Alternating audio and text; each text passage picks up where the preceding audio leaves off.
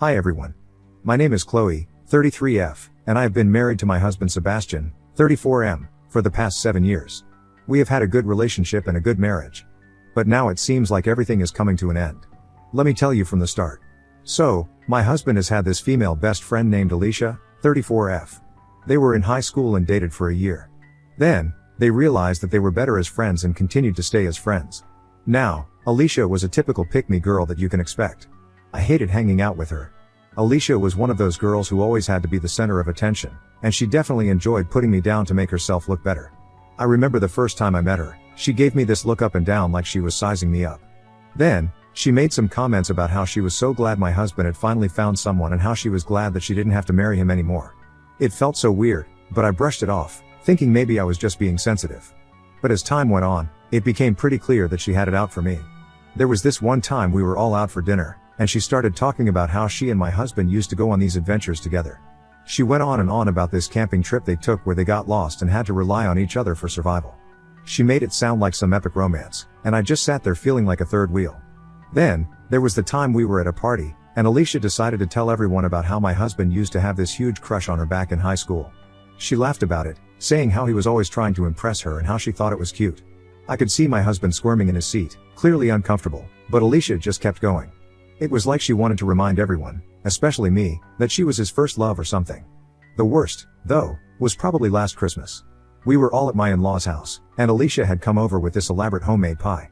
She kept going on about how she learned to make it from scratch and how it was my husband's favorite. When I mentioned that I had baked cookies for the occasion, she gave me this pitying look and said, "Oh, that's so sweet. I'm sure your cookies are delicious too." Now, I know it doesn't sound so mean, but the way she said it was so bitchy and condescending. I could have screamed. To make matters worse, my husband didn't seem to see how awful she was. He insisted that she was just being friendly and that I was overreacting. He kept reminding me that they have a lot of history and that she meant no harm. But it felt like every time we were around her, she was trying to undermine me and make me feel small. I tried talking to my husband about it, but it always turned into a fight. He got defensive, saying that Alicia was just his friend and that I was being paranoid. It's like he couldn't see how toxic she is, and it made me feel like I'm the crazy one. I even considered trying to distance myself from her, but it was hard because she was such a big part of my husband's life. However, the problem was that Sebastian had known Alicia for a long time and even his family was quite fond of her. So, it was very difficult for me to share this with him. The one time I did, he told me that she was just a friend and that I was just being insecure. However, I started to notice how Sebastian's mom, Regina, 66F, acted towards Alicia and me. She always tried to compare us and preferred Alicia over me. I will admit that I felt pretty bad because of this. For instance, Regina would always invite Alicia to family dinners without consulting me first. She'd call Alicia practically family, which felt like a slap in the face. At one of these dinners, Regina went on and on about how Alicia had such a natural talent for cooking, while subtly implying that my cooking was just okay. She even asked Alicia for her recipe for a dish that I had made, as if Alicia's version would automatically be better. Another time, during a family gathering, Regina made a comment about how lucky Sebastian was to have two such beautiful and talented women in his life. But then she added, looking at Alicia, "Some people just have that natural charm and grace." It was clear who she was talking about, and it wasn't me. It felt like Regina was always finding ways to highlight Alicia's supposed superiority. Despite all of this, I loved Sebastian a lot and I tried my best to get over it. I even tried to hang out with Alicia more and get to know more about her, thinking maybe if we became friends, it would make things easier. There was one time we went shopping together, and I tried to make an effort to bond with her. But it ended with her making passive-aggressive comments about my fashion sense. She said things like, "Oh, that's cute. It's nice that you don't feel the need to follow trends," while she picked out the latest styles for herself. I realized that I didn't need to be friends with her just because she was friends with my husband. It became clear that trying to get closer to her was just making me miserable. Every interaction with her felt like a competition, one that I hadn't signed up for and didn't want to be a part of.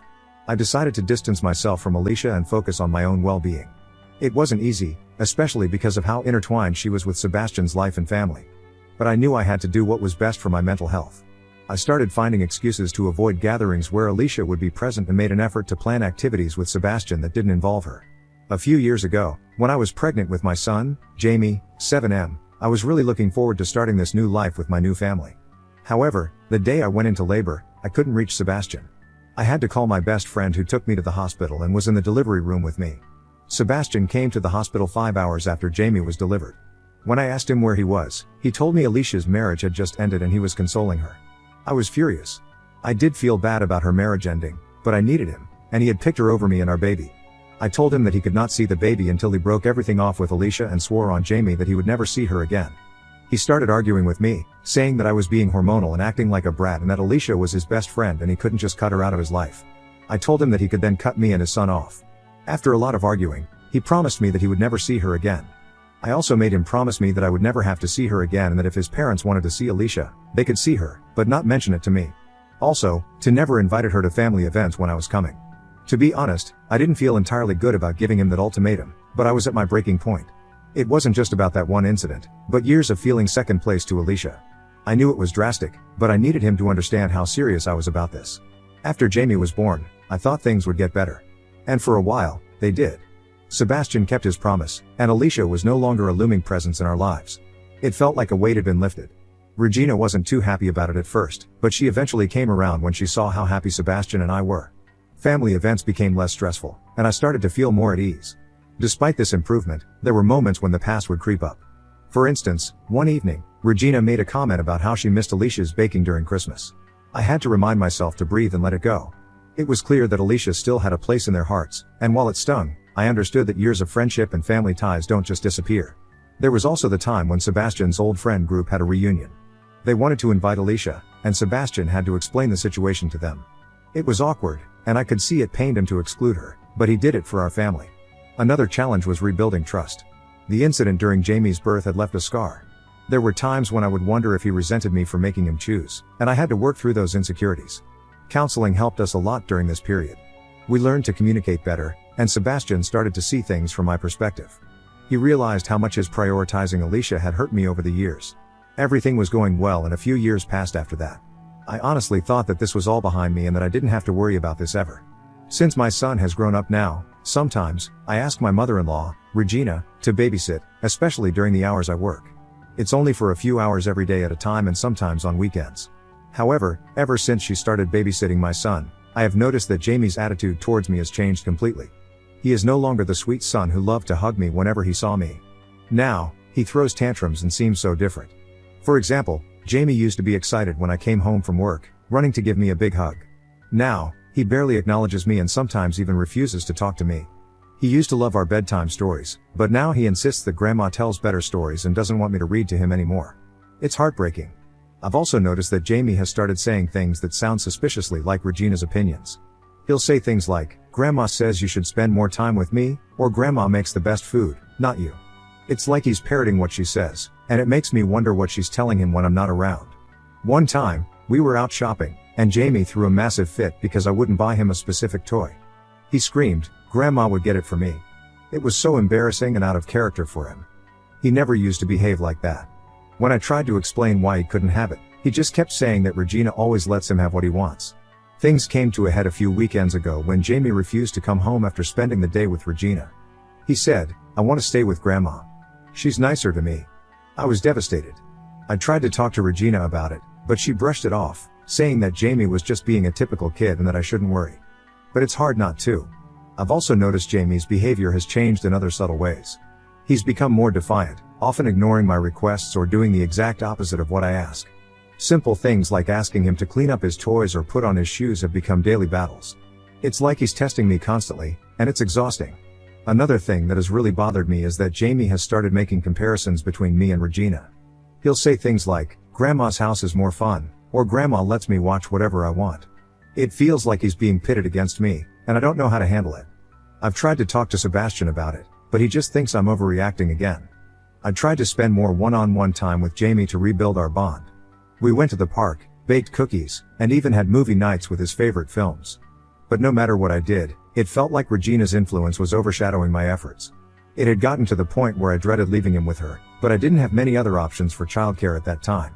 I didn't think much of it and thought that this was just part of growing up. But about a week ago, he told me that he misses his new mommy. I was surprised and asked him who his new mom was. But he didn't say anything and ran back to his room. I was worried about his reaction. So, I did something that I am not proud of. I read his diary. And in that, I found that the new mom he had been talking about was Alicia. He had written in his diary that Alicia is so nice. She gives me candies, but Dad says we can't tell Mommy or she will not let us see Alicia. I was heartbroken. Not only because my son was calling someone else the new mommy or that my mother-in-law had let my son see Alicia and broke my boundaries, but that they had made my son lie to me. There were several other pages where he had talked about Alicia. He wrote about how she took him to the park, bought him toys, and even taught him how to ride a bike. These were all things I wanted to experience with him, and it felt like they were being stolen from me. I confronted Sebastian about it that night. He was defensive at first, saying that Jamie must have misunderstood things and that he never meant to go behind my back. But the diary entries were clear, and there was no denying that he had crossed a line. He admitted that he had taken Jamie to see Alicia a few times, thinking it wouldn't hurt since Jamie seemed to like her. He didn't understand how much it hurt me to be kept in the dark and undermined. I felt betrayed, not just by Sebastian, but by Regina as well. She had clearly been facilitating these visits, knowing full well that I wouldn't approve. It was like she didn't respect my role as Jamie's mother or my right to set boundaries for our family. I called her out on it, and she just shrugged it off, saying that she was just trying to keep everyone happy. Jamie's diary entries also revealed that Regina had been telling him that Alicia was like a second mom to him. No wonder he was so confused and acting out. He didn't know who to listen to or how to reconcile the conflicting messages he was getting from the adults in his life. It was heartbreaking to think about the confusion and stress he must have been feeling. I was angry. I waited for Sebastian to come home, and when he did, I asked him about this. He tried to deny it, but the proof was right there, so he couldn't. He said that Alicia just accidentally visited the house when he and Jamie were there, and Mom just innocently told Jamie that Alicia was his new mommy and it stuck. He claimed that he had only met Alicia once.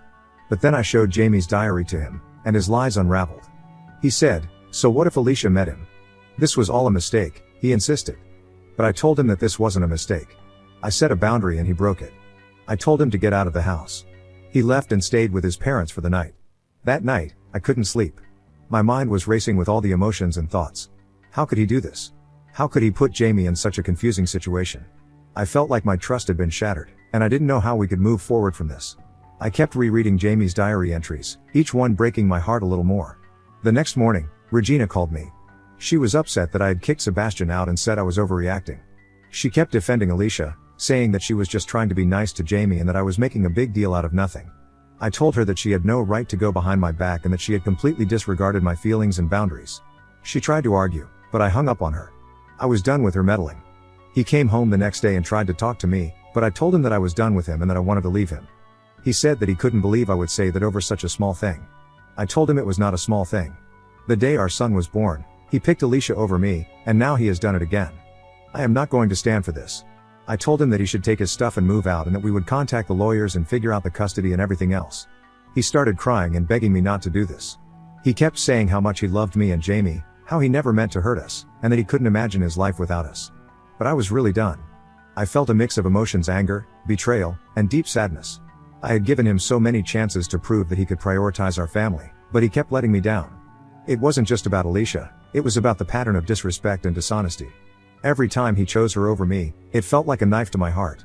The day Jamie was born was supposed to be one of the happiest days of our lives, but instead, it was marred by his absence and the realization that he would always put Alicia first. Sebastian kept insisting that he didn't mean to hurt me, that he was just trying to be a good friend to Alicia. But that wasn't the point. The point was that he consistently disregarded my feelings and the boundaries we had set together. His actions showed me that he didn't respect me or our marriage. As he sat there crying, I felt a strange sense of calm. I knew this was the right decision for me and for Jamie. We couldn't keep living in this toxic cycle. Jamie deserved to grow up in a home where his parents respected and valued each other, not one where there was constant tension and deceit. I started packing his things while he watched, still pleading with me to reconsider. He said he would cut Alicia off completely, that he would do anything to make things right.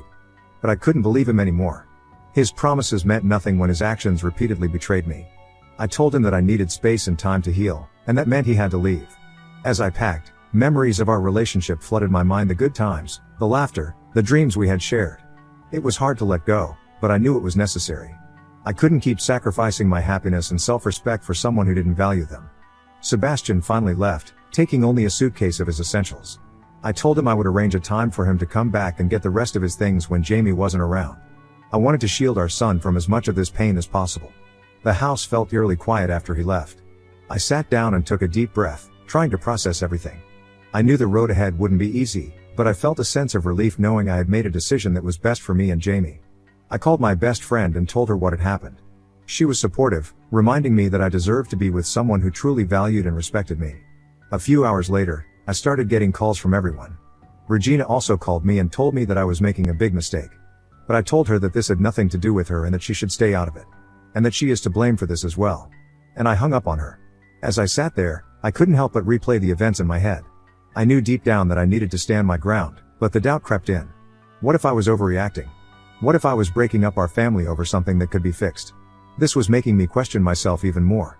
Regina had always been a strong presence in Sebastian's life, and I wondered if I was wrong to push her away, too. My phone buzzed with texts and voicemails from Sebastian, his parents, and even a few of our mutual friends. Most of them were urging me to reconsider, saying things like, he made a mistake, give him another chance, or think about Jamie, he needs both of his parents. It was overwhelming, and I felt like I was being pulled in a million different directions. One message stood out, though it was from my best friend. She reminded me of all the times I had confided in her about feeling second to Alicia, about how lonely and hurt I felt when Sebastian would dismiss my feelings. She said, you need to do what's best for you and Jamie. Don't let anyone guilt you into staying in a situation that's damaging to your well-being. But as I am sitting alone in this house, I can't help but feel confused. Am I making a mistake doing this? Am I taking this too far? What do you guys think? I would love to know. Update 1. Hi everyone. I know it's only been a day since I made the post, but I have a few updates. Things have become so much clearer now. So, I had packed essentials for Sebastian, but his iPad was left behind. Normally, I wouldn't have snooped, but I wasn't the same person I was a few days ago. So, I opened his messenger apps and checked his chats. And surprise, surprise. I found texts between him and Alicia. And guess this, the texts went back years. As it turns out, he never stopped talking to her. I spent all night going through these texts. I found messages that dated back to shortly after Jamie was born. The messages were heart-wrenching and eye-opening. Sebastian would tell Alicia how much he missed her and that he wished things could be different. He even expressed regret about not being able to openly see her, saying things like, I hate that I have to keep you a secret from Chloe. In one conversation, Sebastian mentioned, sometimes I think about how easy things would be if we were together. I know it's complicated, but I can't help but wish. It was devastating to read how he had been holding on to feelings for Alicia, all while pretending to be committed to our family. The texts also revealed how frequently they talked. They had long chats about their lives, their struggles, and their dreams. Alicia would often send Sebastian updates about her life, including personal details and complaints about her own romantic relationships. Sebastian would respond with supportive messages, sometimes even giving her relationship advice. It was clear that their bond went way beyond just friendship. One message from Alicia was particularly painful. She said, I know we can't be together, but I really cherish what we have. It's been hard without you. To which Sebastian responded, I feel the same way. I wish things were different. I hate that I can't be more open about how I feel. It felt like a punch to the gut to see how he had been emotionally invested in her while our marriage was falling apart. There were also messages where Sebastian would complain about me, venting to Alicia about how difficult things were at home and how he felt trapped. It was a painful realization that he had been sharing intimate details about our marriage with someone else. Reading those messages made me feel incredibly betrayed. It was like he had been living a double life, sharing his frustrations with Alicia instead of working through them with me. I spent hours crying and trying to process everything I had found. The betrayal cut so deep, and it was hard to believe that someone I trusted so completely could be so dishonest. I felt like all the pain and confusion I had been feeling over the past few years suddenly made sense. The consistent pattern of neglect and dishonesty was finally laid bare. There is no more confusion in my head. I now know that I need to leave this man. He doesn't value me and he doesn't respect me or my wishes. Update 2. Hi everyone. I know it's been a month, but I've been figuring out a lot of things. I didn't confront Sebastian about the messages I had found right away. In the meantime, I hired movers to take his stuff to his mother's house, where he had been staying. The day they arrived, I got a call from Sebastian, but I didn't pick up. A few hours later, he showed up at my door, crying and asking me how I could do this and that he deserved a second chance. This was my moment. So, I took a deep breath and decided to lay it all out. I told him about everything I had found on his iPad, how he had never stopped talking to Alicia and how his secret conversations with her revealed his true feelings. I described the messages where he talked about missing her, regretting that he had to keep her a secret, and feeling trapped in our marriage. I made sure he knew I had read it all and that I wasn't going to be manipulated by his pleas. I told him, you've been living a double life, and now you can be with Alicia. You've always wanted this, and now you're free to pursue it without hiding your true feelings. His face went pale, and he started begging and pleading. He said things like, I didn't mean for things to go this far, and I'm so sorry, please don't do this. He even tried to guilt trip me, saying, think about Jamie. You're breaking up our family. Seeing him like that, crying and desperate, was a mix of pain and oddly satisfying. I felt like I had finally taken control of the situation and stood up for myself. I reminded myself of all the times he had let me down and all the broken promises. I told him I needed him to leave and shut the door in his face. It was a harsh decision, but it felt like the right thing to do. I won't lie, it felt good seeing him cry like that. It was like a form of justice for all the times he had made me feel worthless. The next day, I started the process of formalizing the separation. I contacted a lawyer to discuss the legalities of the divorce and custody arrangements. I wanted to make sure everything was handled properly so that there wouldn't be any issues down the line. I was determined to get everything sorted out as smoothly as possible. Sebastian continued to call and text, trying to apologize and convince me to reconsider. He sent messages like, "I'm willing to do anything to make this right and please, let's talk about this one more time." I didn't respond. I needed space and time to heal, and I wasn't ready to have any more conversations with him. I felt that every time I engaged with him, it was a step backward. And I really need to move forward. So, I told him to never text me or call me again and contact my lawyer if he wants to say anything. After that, I blocked him. Update 3. Hey everyone. Let me start by saying, thank you for all your support and help during this tough time. Your advice and kind words have really helped me navigate through this mess. I'm still in the process of getting divorced, but Sebastian has finally given up on trying to win me back. It's been a long and difficult journey, but it feels like we're moving towards a resolution. Things with Jamie have been challenging. He's still trying to understand what's going on. He's been asking questions like, why isn't Daddy coming home? And when can we see Daddy again? It breaks my heart to see him confused and upset. I've been doing my best to explain things to him in a way that's appropriate for his age. I tell him that sometimes grown-ups need to live in different places, but that doesn't change how much we love him. Hopefully, things will get better with time. Thank you again for all your support and advice. It's been a huge comfort to know that I'm not alone in this. If anyone has gone through a similar experience, I'd love to hear how you manage the transition for your kids and yourself.